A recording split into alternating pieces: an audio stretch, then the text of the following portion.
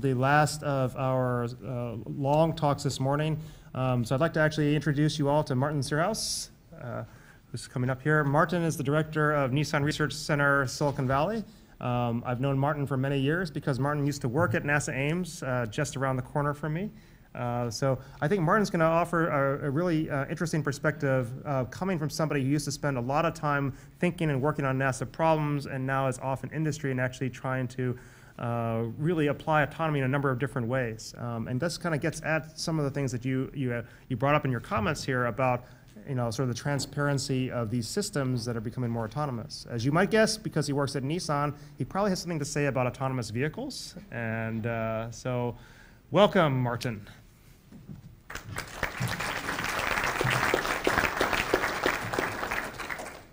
So good morning. Thank you, Terry, for inviting me. I always feel like I'm coming home when I'm speaking at NASA. I have many old colleagues of mine in the room, and so I'm a little afraid of saying stuff that is really stupid, and they know much more than I know about this topic. But I'm going to give you kind of a perspective for what is happening, on Earth here with autonomy, I guess. So it's really, my talk is trying to tell you, what is happening on our terrestrial planet here and how it is shaping the future of society here on Earth. And before I start, I want to do a retrospective in autonomous system because I do want to acknowledge that I believe, first of all, the definition of autonomy, we've talked about this already, but I believe that NASA has been fundamental in creating autonomous technology that exists in the world today. When I came to Ames, remote agent Deep Space One is one of the crucial moments, I think, at NASA, but also in the world, where a spacecraft was controlled autonomously for a period of time. The notion of adjustable autonomy, the fact that we have humans in the loop, right? And that we actually an autonomous system. I always say to people that when I speak at conferences, the best autonomous system we know about is a human, right? And so why do we forget that that's part of the system and we can still talk about an autonomous system when there are humans in the loop? And then at NASA Ames, the notion of human-centered computing was actually created. This idea that we build and develop systems for humans by humans. And we should really understand how humans operate in order to develop these kind of systems. So I truly believe that, that this community here has been fundamental in creating technology that is now being used by the automotive world, by healthcare. And so what I would like to display and explain to you today here a little bit is about how this technology went, as I put it in quotes, but from NASA to autonomous vehicles and healthcare. I happen to be working in both. As you could see, I'm not only directing the Nissan Research Center here in Silicon Valley, I also have a startup that uses technology that I took from NASA Ames and applied to healthcare. So I want to give you these two perspectives, just because I know about these a little bit and I can explain to you what is happening in the world. So one of the things that I think is interesting, and these questions are already arising here too, is that why the heck are we building autonomous vehicles? Why are we doing this? And what is so, besides that it's cool and it provides us a job, it's really about reducing accidents and deaths on the highways and roads, right? I think that, so this is a simple statement, it's not easy, but I think this is something that for NASA is very important to realize, is that why you would apply autonomy is to reduce risk, not to increase risk. So Butler's question is kind of interesting to me because, in my career, and if I think about automation and where I've worked, the problem of accidents and what happens is almost always human in nature. It's always the failure of some human process that actually creates more accidents. And in vehicles, that I think is very clear to everybody. And that's why I think it's being accepted that this technology is actually being put in place on the roads.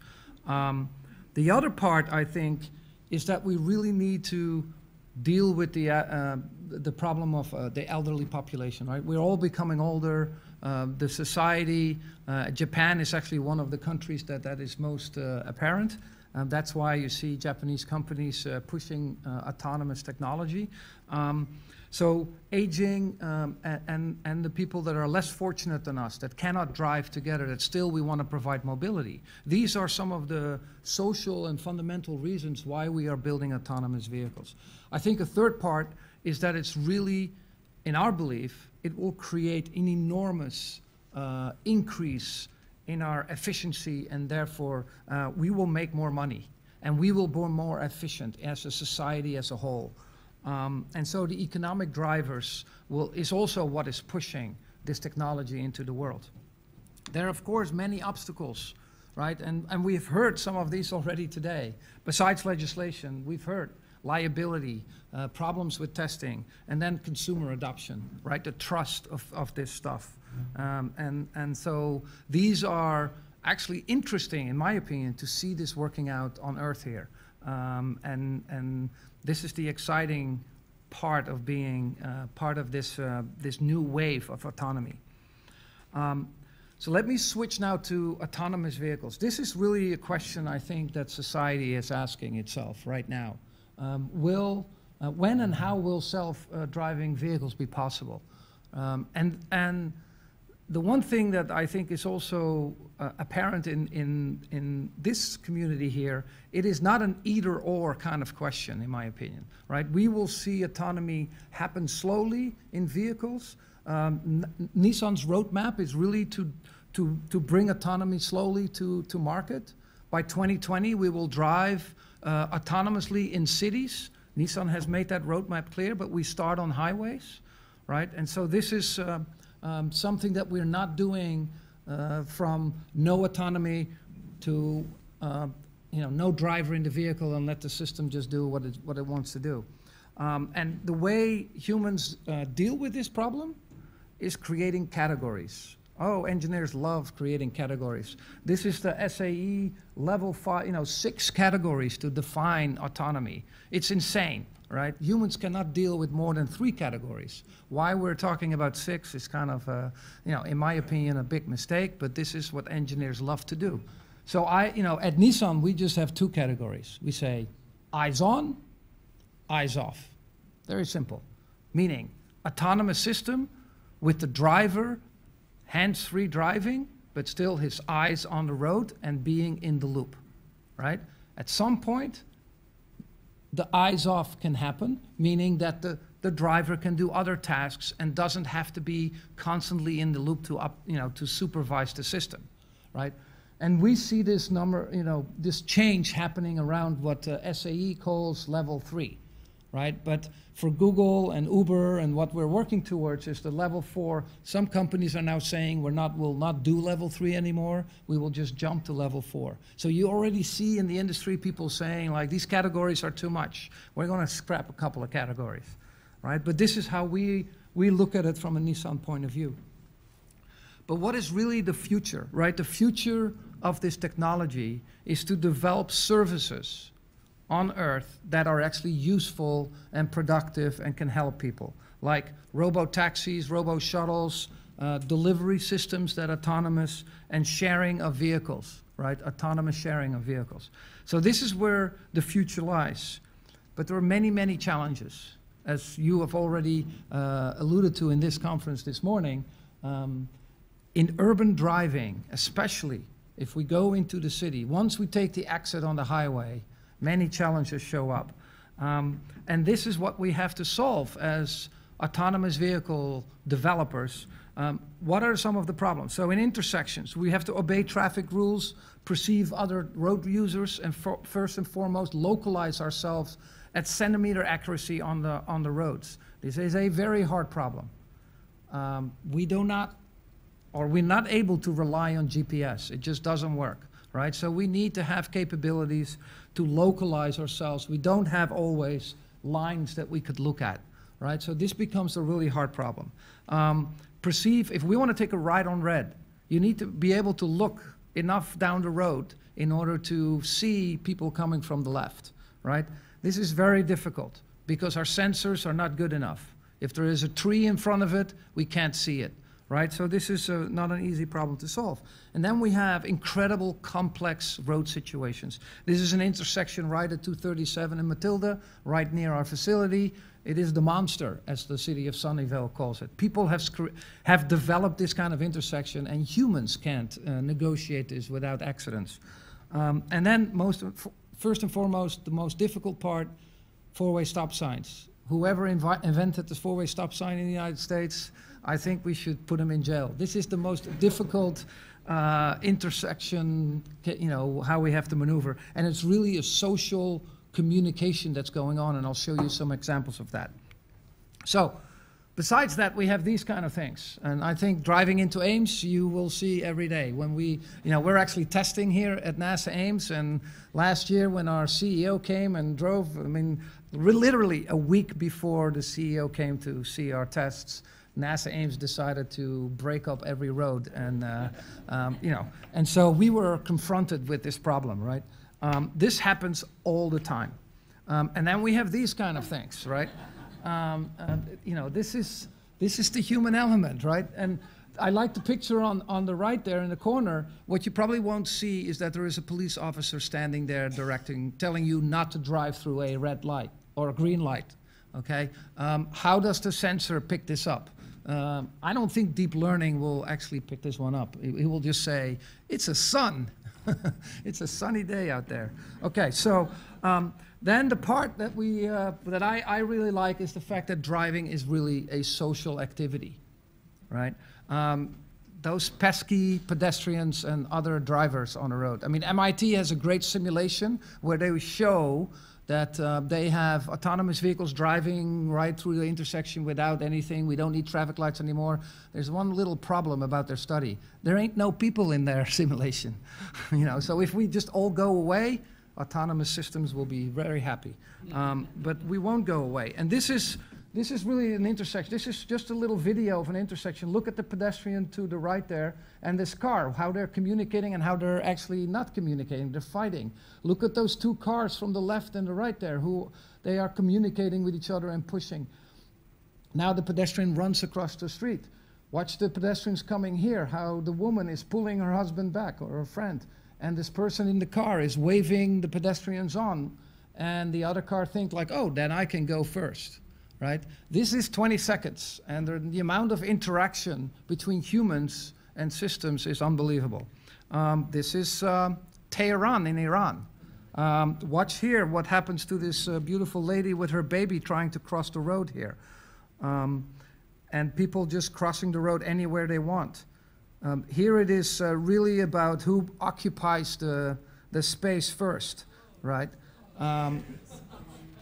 This woman just thinks it's perfectly fine to cross the road over there.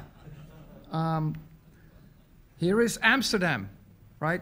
I know that these are tourists. They're not people from Amsterdam. I know that because I'm from Amsterdam and I know how people behave on bikes in Amsterdam. But imagine that you are the black car that's now behind this tram and you are an autonomous vehicle and you have to negotiate this scene.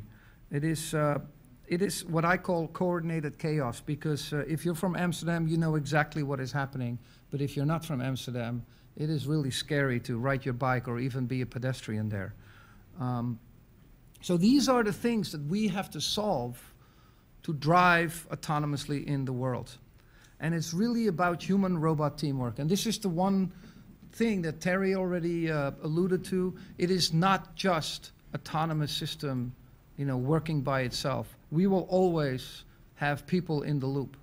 And this is why I believe we really have to create this open system where human autonomy and systems autonomy work together. And that means that we need to build intelligent vehicles and AI to solve this problem. And just to go back to what an intelligent autonomous system is, I say it's an intelligent agent that really works like this. And Terry already had some nice diagrams from Jeremy. This is actually, I think, a simple diagram that shows what an autonomous system does.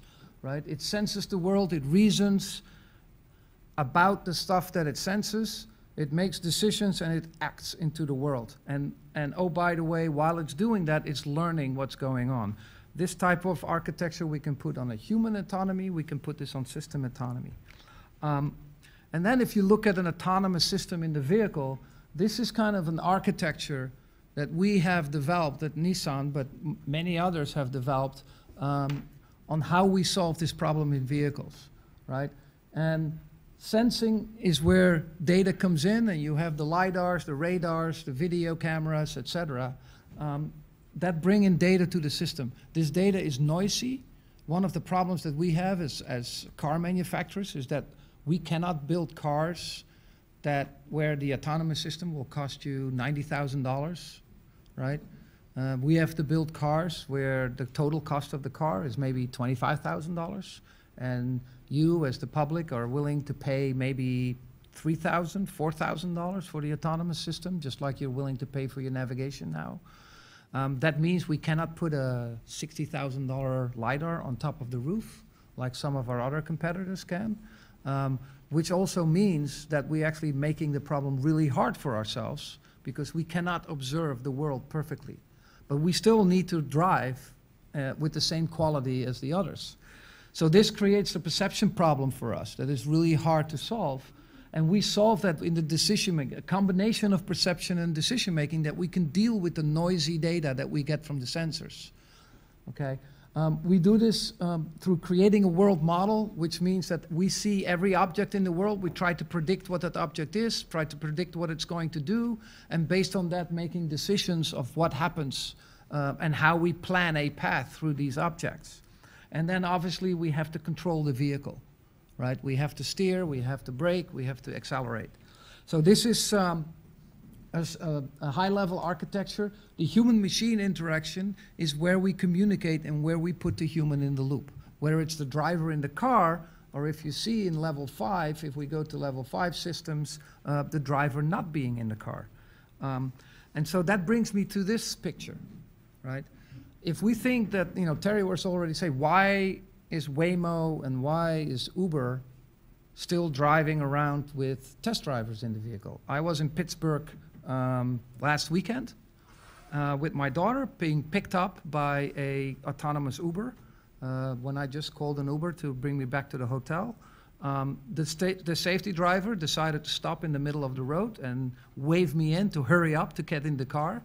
That meant that the car was not able to decide where to park and how to park safely.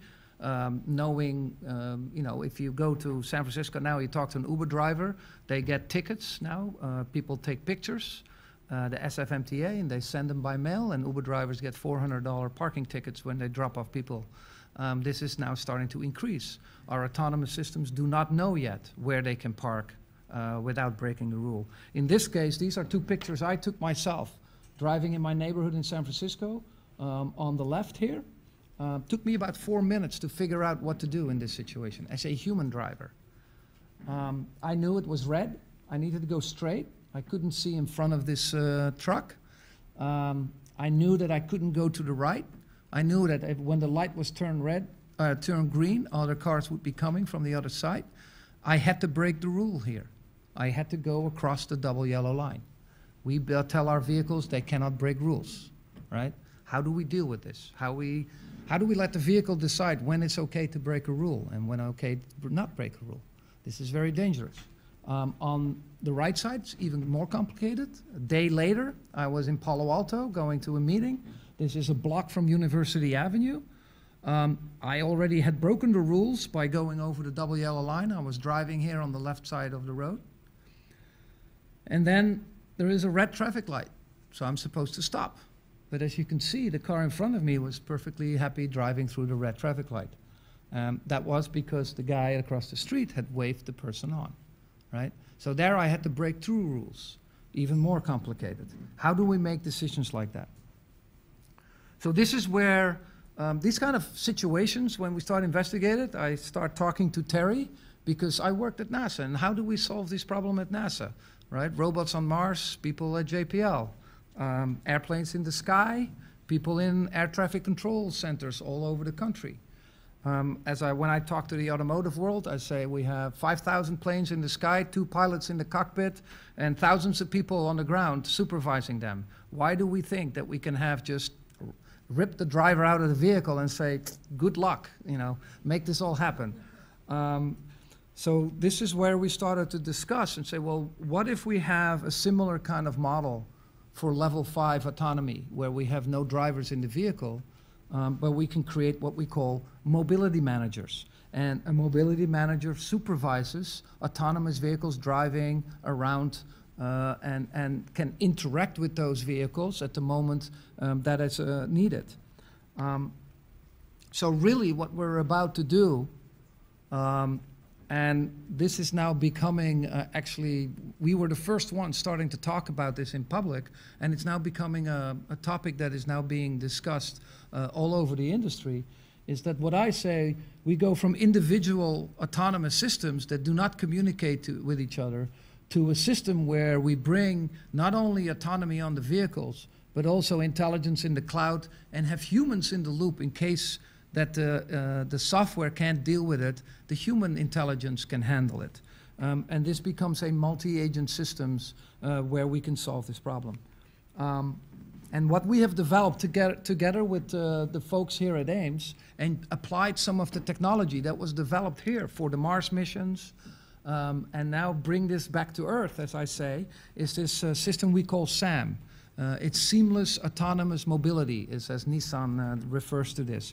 And what we have developed is based on technology developed here at Ames that allows us to communicate incredible amounts of data from the sensor, the LiDAR, the radar, the video, in a way that we can still do over 4G communication. Right? Because all the people from the telecommunication industry said, oh yeah, we want to work with you and we want to use 5G. And I'm like, look, man, 5G ain't going to happen for the next 5-10 years. So if I want to bring technology like this to the market in 2020, 5G is not what I need to use. I need to use 4G. And if I can use 4G, I know I can use 5G.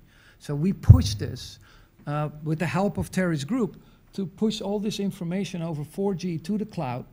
And then we have interaction in virtual reality using teleoperation, as well as some fleet management system a la Uber, right? And so, I hope you can see this, yeah. So the technology we took from NASA, right, was real-time 3D world generation. So we use the system Verve from Terry's group, and we have adapted it for using it on Earth instead of in space. You can fuse sensor data. We can show the LiDAR and everything in real time on the screen for the mobility manager to, so using communication platforms where we can deal with this high bandwidth and priorities. And we can also now allow the mobility manager to, at a distance, interact with the vehicle by painting a road. We're not joysticking, right? So this is like, it's a similar way as JPL communicates with the rovers on Mars, except we can do it a little faster than one Sol. We can actually do it in 10 seconds, right? Solve a problem that you saw that I faced in some real-world situations. So let me show you a little video. Here you see the blue vehicle driving. Now the problem becomes that the vehicle needs to understand what it doesn't know, so it can ask for help, right? So there's where autonomy now goes, is like, how does it know that it can't solve this problem? And so here you now see this interaction in real time with the vehicle. The mobility manager can ask what cameras to look at, and he or she can paint a new road for the vehicle to drive and say, okay, you're allowed to cross this double yellow line now, and go ahead. And so the human in the loop can make sure that the system is always safe, but the system is always in autonomous mode. So it drives autonomously once the human says, go ahead and now drive, okay? And so we can do this in relatively real time. We've done some experiments. It takes humans in the car, on the order of 30 to 40 seconds to really get contextual situated before they do something, right, if they are in a robo vehicle. So we have time to actually interact with the vehicle. People behind you might get nervous at some point and start beeping the horn, but when there is a problematic situations, we believe that this is actually we can manage that. So this is what we have developed with technology from Ames that now is being applied. We have many, many fleet operators that are actually very interested in this technology. People that manage all the bus, in the municipal buses, they're very interested in now working with us to make this technology come to fruition. So that's about autonomous vehicles. So it is a hard problem, but we are solving it. And part of the way we're solving it, as we heard before, is people are really just doing it and trying it in the real world. And society, especially here in California and the United States, is willing to accept the risk, right? This is really, I think, a key thing, is accepting the risk. This is a hard thing for NASA, I think, to change, is the willingness to accept the risk of a spacecraft going, on a long duration mission and, have autonomous systems be in control. But I'm convinced that if we don't do that, these missions are too expensive. They're not going to be done because they're just not possible to communicate the time frame you have from Earth to the spacecraft. And the only way to do this is to use autonomy. So let me move to healthcare. So I've been involved in the mid-2000s in projects about human-robot interaction. And one of the projects we did was actually create an intelligent agent for the astronauts in the spacesuit on an EVA to really monitor the health of an astronaut. And we were able, because it was a closed system, to actually predict metabolic rate of the astronaut and give advice according to the plan, when to move to the next task, when to move back to the spacecraft because oxygen was low. And this system was actually used to automate some of the workflow. From this system, we actually implemented a system in mission control for the space station to automate one of the flight controllers. But this technology is what I took to now say, oh, let's apply this back to Earth. And this is what my startup Egenta is doing. Gartner has said that by 2020, smart agents will facilitate about 40% of every mobile interaction, and apps will disappear, right? This is, by the way, one of the reasons I have this incredible discussion with the automotive folks within Nissan, who now are designing all these screens in the car for apps. And I'm like, there won't be apps. When you guys are ready to deploy this, apps will be a thing of the past. And so I truly believe that autonomous software agents will be the way that we will communicate through just in our daily lives. And what it will mean is that everybody will have his own personal assistant in the cloud, right, that knows about you, right? And devices and systems will have agents that interact. And we do real-time analysis and prediction. We personalize. The agent will know about you, right? And will know where you're going and why you're going there. And we can intervene and help improve outcomes in healthcare using this kind of technology. So what we have done at Egenta is take the technology that I showed you for the astronaut, and we have put this in the cloud, right? And we now have every patient of a healthcare organization have a personal assistant. We give the patient, IoT devices, scales, watches, and we can now monitor these individuals as they are at home. Where physicians could not do this before, now we can do this while they're at home, and the physician can get this data, and the agents can act autonomously and take action. Send messages, call an Uber, you can communicate with your agent through Alexa, and this is a capability that we've taken, by technology developed here and now applying that. And what we then have developed is this way for a physician, a patient, and a family member to be in the loop for monitoring and supporting a chronically ill patient at home. So, for instance, we have Kaiser Permanente has now made our system in the Mid-Atlantic region to be a part of normal CHF care, right? Chronic heart failure patients will now go home, they will get an Egenta agent, they will get a watch, they will get a scale, and you know, the physician that they normally have to go through the heart clinic, back to the heart clinic for, is now being monitored at home. And so let me give you a little video. Oh, this has sound. I don't know, I forgot to mention that this is sound, but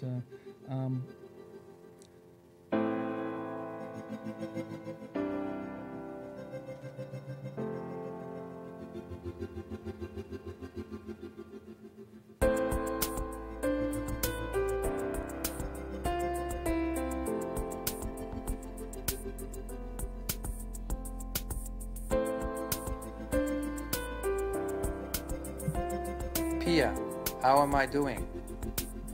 Good morning, Liam. Your weight has increased slightly from yesterday. Watch your salt intake today.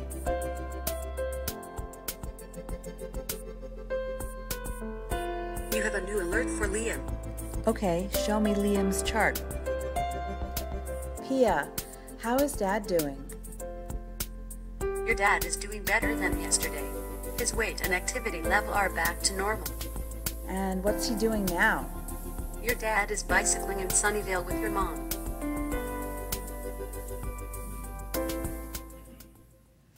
So, this is the end of my presentation, and to end, I would say NASA has already shaped today's autonomy. From the 1990s to the 2000s, you know, work from universities came to NASA. NASA created this technology together by funding this technology, and now it's moved back to industry. If we really think about it, Carnegie Mellon University, where some of the autonomous vehicle technology has been developed first, right? Those folks were working with NASA in the 90s and 2000s, right? And then started applying it through DARPA on autonomous vehicles, and that's where we are today.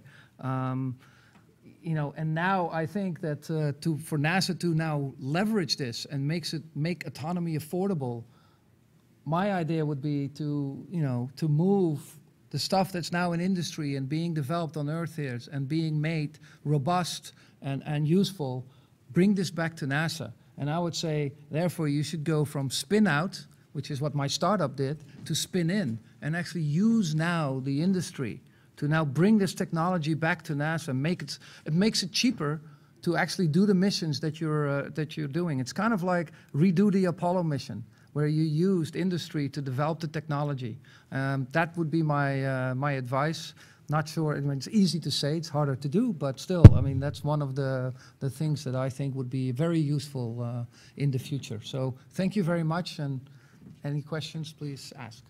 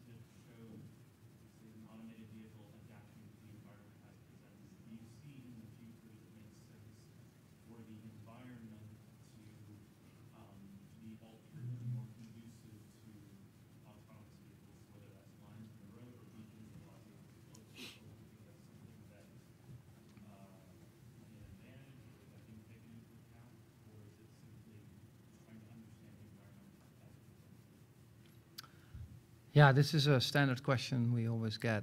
I have a standard answer for this question. So you don't come from the Bay Area, so maybe this is not very, you know, doesn't make a lot of sense to you, but for those of us who've lived in the Bay Area for about 20 years, like me, we've been working on a stretch of highway from NASA Ames, actually, here, 101, to University Avenue. I think 2.5 miles, 3 miles. They've been trying to add a lane to this highway. 20 years. been taking. Still not finished. Every day, there is problems on that stretch of highway. I just recently at the airport, I live in San Francisco, and I drove down, and you know, I was driving, and they had patches of highway that were resurfaced, right?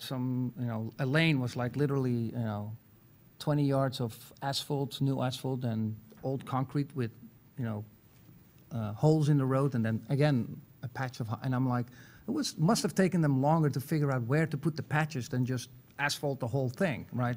So my point is like, if we have to wait in this country for infrastructure to be built, it's not going to happen, right? So we won't have autonomous vehicles driving for another 20 years if we wait for that. So I don't think that that is a solution. If I go to Europe, so one of the things to do this kind of research that you're talking about, I actually go to the Netherlands, because the traffic management system that they have in the Netherlands, so they have an area that is almost twice as large as the Bay Area. Every traffic signal in cities, highways, every light, every sign is integrated and can be controlled from a control center. I go here to Mountain View and I talk to the city of Mountain View. They have a small little traffic management system. Palo Alto thinks that they have the best one. Sunnyvale has also one. And then you say, do they interoperate? No, we haven't talked to each other. It's like, are you freaking kidding me? Right? So, no. It's a nice idea. And yeah, great. If you put sensors in, it's just a sensor. It would be great. For instance, it could help. A sensor in the traffic in an intersection could help me with the right on red problem. Right? If it has LiDAR in the intersection, it could just tell me who's coming, or even DSRC radios in the vehicles could be useful. But it's going to be a while before we are there. So that's why we don't wait for that. So, question for you. So, thank you for the talk. Very visionary, very inspiring. I'm really glad you're doing it. I can't wait to be driven everywhere as I age and other reasons. But I'm wondering, how close are we to being able to have technology to allow the vehicles to negotiate situations at the stoplight situation or at a bigger scale, so that all the vehicles can operate more efficiently and more safely? Yeah, so I would say the intersection problem with traffic lights is mostly solved, right? The vision systems are pretty good nowadays to see a red traffic light from a green traffic light, and the nice thing about traffic lights is that the interaction problem is kind of solved, because that's what a traffic light is about. Whether it works in all weather conditions, and if traffic lights are failing, these are the hard edge cases like Terry was talking about. But I think that this is pretty much a solved problem. We are now, we're very far, advanced in solving the 4-stop intersection problem.